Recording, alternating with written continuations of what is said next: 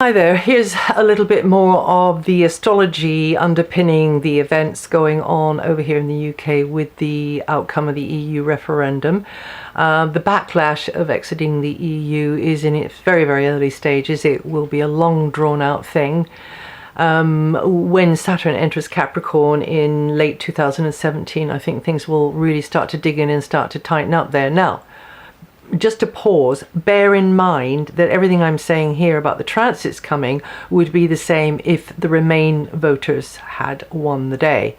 So we got exactly the same transits, but according to how sort of bouncy one feels, when a difficult set of transits comes along, maybe we can handle them better. Or maybe not. Maybe it's about genetics. Maybe it's about just our inner equilibrium, you know. So Saturn entering Capricorn, end of 2017, austerity will begin to tighten from then on probably, and then late 2019-20, when Saturn is transiting over Pluto, there could be a slump there. It depends on how bouncy we feel, as I said. Regarding the economy, if things are in good shape, the go slow at that time will be less painful. If not, the reverse will be the case. Either way, Saturn on Pluto is seen to be repressive and something of a grind. Now, the Uranus-Pluto transit has been behind this, as well as the Saturn-Neptune one, and also we had Jupiter and Pluto really strong by transit over June as well, which is quite preachy and is manipulative in a way, and what it does is it whips up the emotions of people and gets them sort of, come on, you know, it's like the posse that go galloping off before they really, and then sling a rope over a branch with a noose on it before they really proved anything, thought anything through. I mean, it's a little bit like that. But it was in a good angle. It was in a very good angle, actually, Jupiter, Pluto. So there was great speakers standing up and speaking. Perhaps not as many on the Remain side as on the Leave side. Where are they now, however? The Uranus-Pluto transit has issued in, and whenever these two get together, there's always major change, major shifting in the consciousness. At the moment, they're in a really conflicting, tense, hot, it's heat producing, and tense energy with each other. And these two together at the moment are ushering in a massive series of crashing, jolting gear changes, which is helping to evolve our world. I mean, it will do eventually, it always has done before, but there will continue to be the resistance there from the Luddite camps. Well, of course, we need that resistance because that's a resistance to push against. So it's always a push me, pull you situation here in this dualistic consciousness, in this dimension.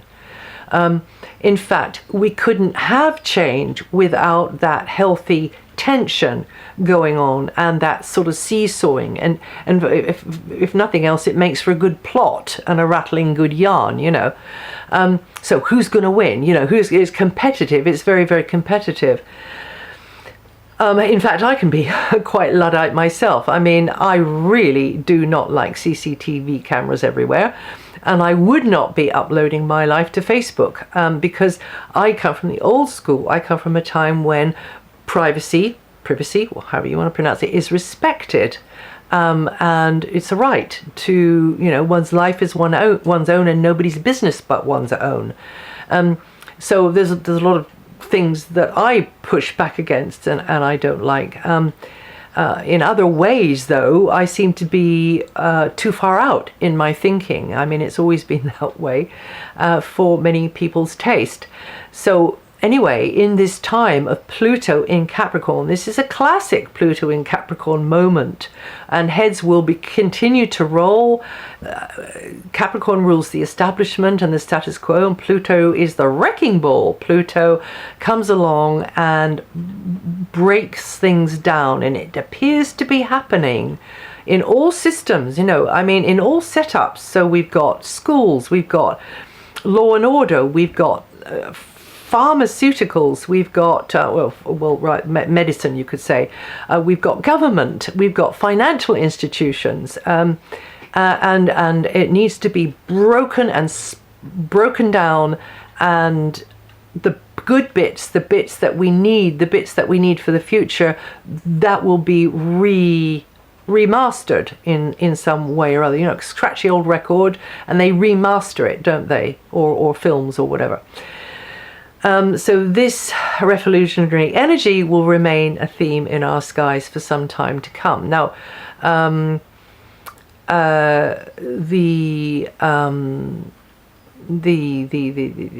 so astrologically speaking, the timing of the EU referendum wasn't brilliant, because it was under that Saturn-Neptune transit where we were denied the clarity. We didn't really know which way to go. Also, with not just the vote, it was about our personal lives. If you're on an activity or following a theme or a project and it hasn't really proved itself yet and you don't quite know whether to pull the plug. So the EU itself is a very young organization. It's almost like a pilot organization, and it was getting too rigid. You know, it didn't give the negotiators what they needed to suit the requirements of this island, which is different to all the other countries, and therefore it is not one size fits all. Each country needs to have its own tailor-made setup if it wants to be together under the one umbrella.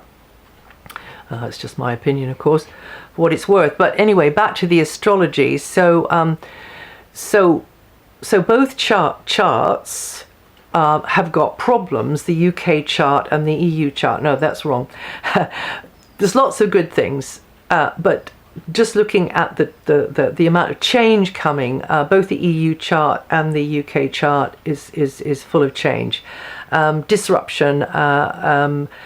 In the EU chart, possible unraveling of the relationships of the countries one to another, partly due to Saturn Neptune in its undermining, almost like paranoid at times, influence, and solar arc Uranus going on there, and also still Uranus Pluto, even though they're pulling further apart, and Uranus will be going into Taurus in 2018. So astrologically speaking, the timing wasn't great for that. We should have been trying to learn how to value our commonalities, value our what we share, more than going into a spiral of division and splitting. But obviously the Pluto Capricorn bit is winning at the moment. For interesting this, because you can never really 100% pinpoint when a transit's going to just really start to the elastic's going to snap.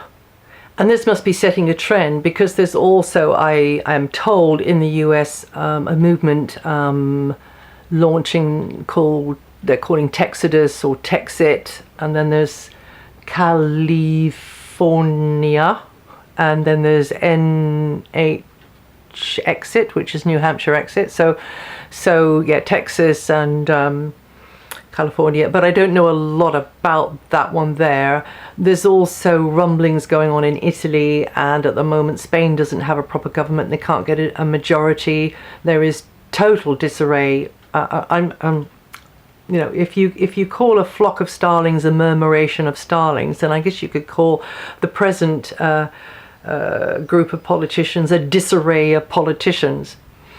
And then there is, I believe, for a short time there wasn't a proper government in Australia as well. So these are interesting times. These are very, very interesting times when we're actually seeing how the astrology is beginning to pan out, because you never know. You never really know. You can get the sort of the main plank of it, but you never really know the details until it actually starts to happen. Okay, so as I said, the astrology shows a hard furrow to plow in either direction, leave or stay. Leave is the choice of 37.5% of the population, of the eligible voting population of the British Isles. Now, I don't understand this, because the government was voted in, I'm told, again by those that know lots more about this than me, by 23.5% of the people that actually voted, because it's not a system of proportional representation. So this current government they have in the UK, the Prime Minister's just resigned over this EU thing. Of course, he had to go because it was going to be a nightmare to try and mend things enough to get things kind of up and running again.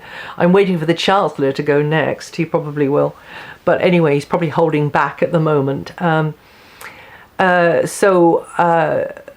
I think it was on his say-so, and he was only using it, the possibility of a referendum, in order to get more people on side. I don't think he was expecting to actually have to do it, but he did. And he is the leader of it was just one man that made the decision, though, and he is the leader of a party. It was voted in by 23.5% of people, and then in the EU referendum, it was 37.5% of eligible voters that voted leave, because only 72.5% of people actually came out to vote. So of the whole country, of people who are legally allowed to vote, 37.5% of people voted the UK out of the EU. It's easy to see from the map the demographic that voted the highest percentage to leave. I mean, these people are in pain. They're disgruntled and resentful towards the elite, the Eton boys, who've been the source of all their woes, and they just wanted to give them a kick up the jacksie, as we say here. And I suppose many also base their decision on the then unfounded promises of the likes of Johnson and IDS, Gove, Farage, Gisela Stewart and all. Their vote was a protest, and of course, you know, they've all run away now, except I think for Gisela Stewart and Gove. So the resentment at the grassroots was huge, and this was their only way of making their voices heard. They've really been they've been put down. They've been really beaten down over these past few years by cuts and taxes, and it's been really hard. And now they see the land of their childhood, as far as their world is concerned, because they probably don't get out of that world very much, taken over by people who speaking foreign languages and who have a culture very, very different. And many of them, I'm sure, would be thinking that. I certainly have got no problem with it whatsoever, and enjoy the sort of patchwork quilt of everywhere. I've lived a lot, though, across Europe, so it doesn't have to. I don't see it in the same sort of way. Now, both the leavers and the stayers must be led by this disarray of politicians, whose job it will be to cultivate the goodwill needed to heal the wounds and prop up a sagging economy that this seismic split has created both in Britain and abroad. I wish them luck. They're going to need it. Now, on the upside, this turn of events will undoubtedly be a catalyst for radical change through breakdown and eventual renewal, all of which is pretty textbook for Pluto in Capricorn. So let's not lose our heads. Let's keep cool heads and warm hearts.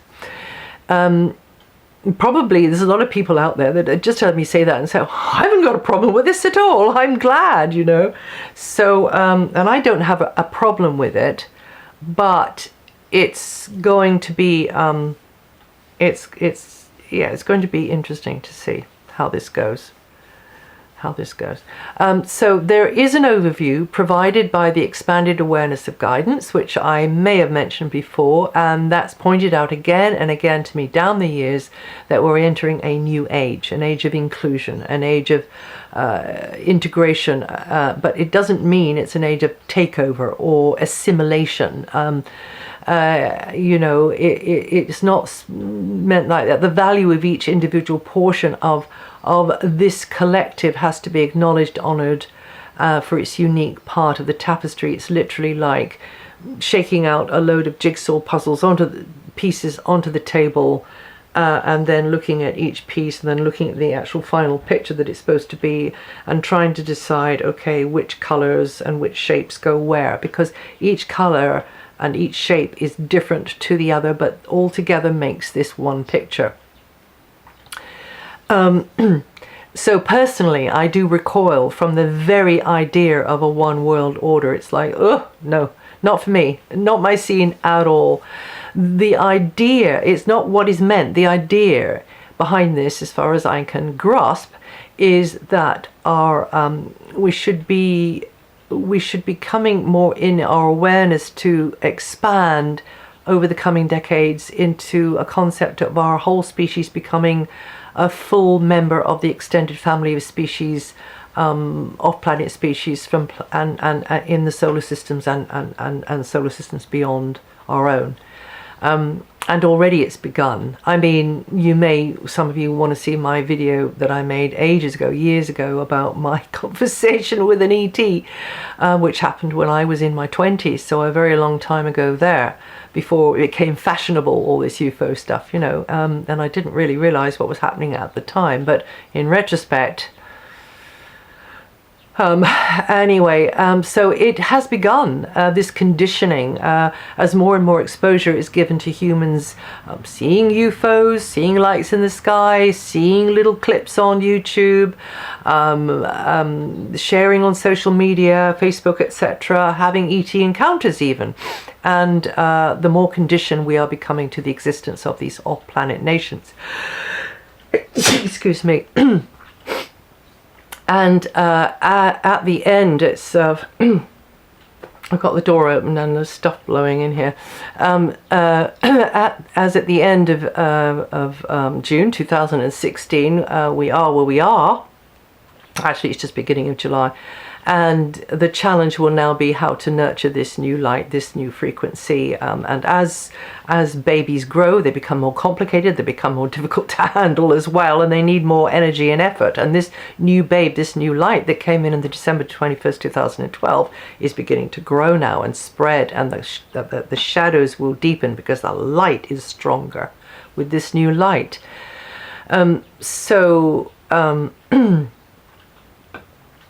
Okay. Now, in conclusion, I'd like to repeat something I've said on various occasions before over the years, that, and I don't know what the astrology is to back this up, but this is from guidance again, that the age of Aquarius will support the female principle a lot more strongly than in the previous age of Pisces. It doesn't mean that the male principle will be any less. In fact, the female side of the males will probably be underpinned and facilitated more by this new terrain, this vibrational terrain that we are now in, which shoots through everything, you know, every piece of what looks like solid matter. It will shoot through that, and in fact there is even a video out there somewhere which is talking about a couple of meteors that went very, very close past the Earth this January, and they were cloaking a couple of ships. Now, some of you may be about to switch off, or you have to come back.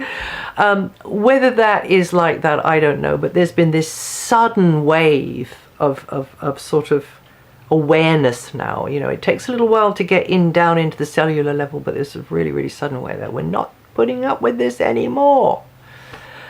Now, the age of Aquarius will support the female principle more, and we're already seeing, you know, many who come out and say, look, I'm not male or female, or I'm both, or I like, you know, I like the same sex as me, or I like to go between the two. So this is going to be happening more and more. Get used to it. And also it will be underpinning the female side. I would say that this is a female planet, and it's been run by men for a very, very, very long time. So I think the girls are going to come back in now, and we will see more and more women take the reins of power in this world. I now live in Scotland, which still has a chance, still has a shot at the EU maybe down the line. And each of the three major parties are headed up by a woman. two of whom are married to their female partner. And in England, there is a chance a woman will become the next leader of the governing party, and also in the US as well. But who knows? We shall see. What's the alternative? Let's not go there. So as we speak, there seem to be two contenders fighting it out to become the new leader of the Conservative Party, and they're both women. The favourite is a Libran, only just 1 degree, with many Virgo planets, so lots and lots of Virgo. And of course, Virgo has got this really expansive energy, really growth spurt energy in it this year. And she would be a safe pair of hands, but maybe a little bit too puritanical. However, a safe pair of hands is all that's needed at the moment. And then the other is a stubborn Taurian, or shall I say very determined Taurian, without much experience but fire in her belly, and more attractive physically as well. Many people would say that, you know, sort of, but she hasn't had the long grueling years with a lot of responsibility on her in cabinet as Theresa May has had, and her name is Andrea Leibson, I think.